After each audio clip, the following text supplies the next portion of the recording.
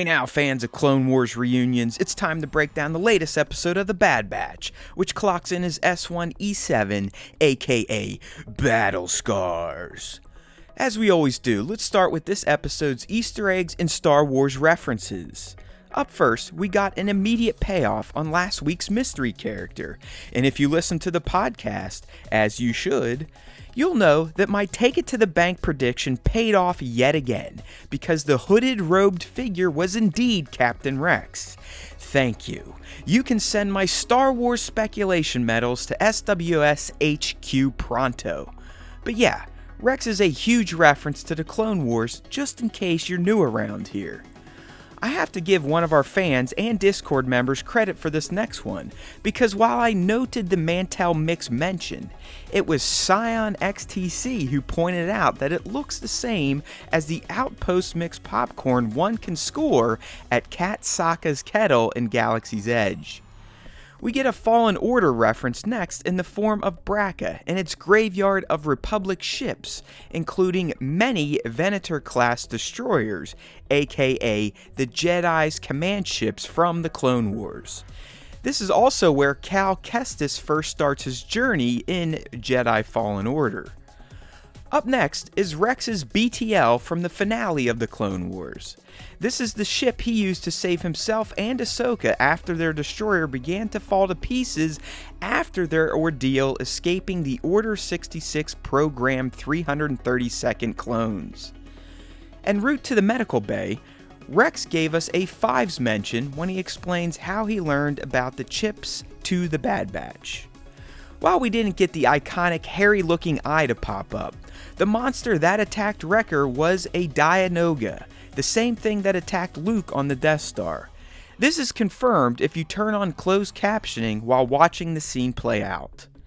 This episode was heavy on references to the final two episodes of the Clone Wars, as the next one is the medical bay they find, which is the same as the one Ahsoka used to remove Rex's chip in the Clone Wars. And finally, the poncho the Scrapper Guild dude is wearing is the same one that Cal Kestis starts out with in Jedi Fallen Order. And now for the key moments. I mean, Rex's debut is clearly a key moment, even though we knew he was coming via the trailer.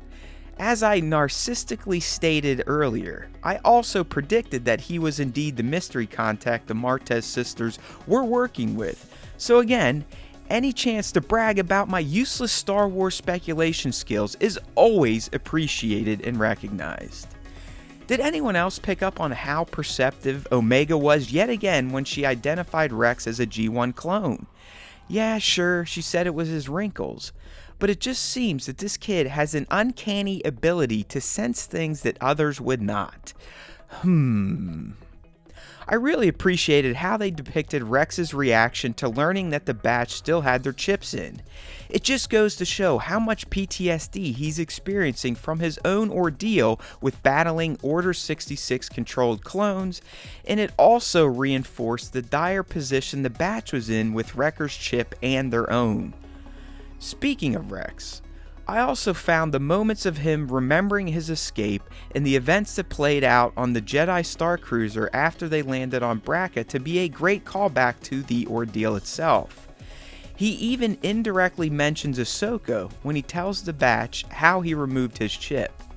His reminiscing was just a great follow-up to the last time we saw him in action, and it really helped to connect this series back to the final moments of the Clone Wars. I've been warning of Wrecker's eventual break since episode 3, and it finally happened. While I missed on my guess that it would cost the Batch big time in terms of loss, his turn did reveal that the chip and Order 66 can somehow make clones know who are Jedi, as well as who are clones that violated Order 66. He specifically says all clones in violation of Order 66 shall be terminated. So it seems as if the chips are constantly updated with new targets as the Empire learns about clone traders and Force users.